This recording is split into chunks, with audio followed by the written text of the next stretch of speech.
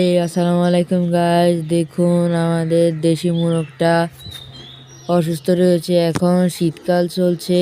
এই শীতকালে আপনাদের অনেকের মুরগির ঠান্ডা লাগতে পারে, আমাদের মুরগিরও ঠান্ডা লেগেছে এবং এই ঠান্ডা থেকে বাঁচার জন্য আমার আম্মু একটি ঘরোয়া টিপস ব্যবহার করছে।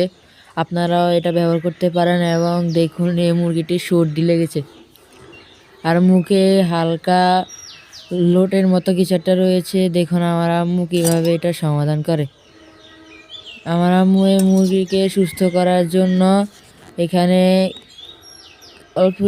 অল্প কিছু লবঙ্গ গুঁড়া করে নিয়েছে এবং আদা গুঁড়া করে নিয়েছে এবং সাথে একটু কুসুম গরম পানি, এই তিনটি একসঙ্গে মিক্স করে আপনারা আপনাদের মুরগিকে খাইয়ে দিলে দেখবেন আপনাদের মুরগি এক সপ্তাহ ঘুরবে না, 3 থেকে 4 দিনের মাথায় এটা সুস্থ হয়ে যাবে।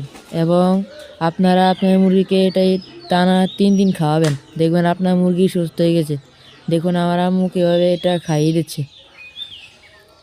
এবং আপনারা যদি নতুন নতুন টিপসের প্রয়োজন হয় তাহলে অবশ্যই আমার চ্যানেলটি সাবস্ক্রাইব করবেন, বেল আইকনটি অন করে রাখবেন এবং অবশ্যই চ্যানেলটি সাবস্ক্রাইব করে কমেন্ট করবেন, শেয়ার করবেন, ভালো লাগলে লাইক দিবেন।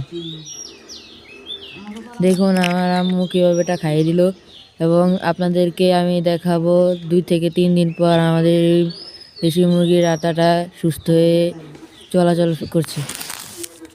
তো অবশ্যই ভালো লাগলে লাইক কমেন্ট শেয়ার করবেন এবং আমার চ্যানেলটি সাবস্ক্রাইব করবেন। ধন্যবাদ, আজকে এই পর্যন্তই।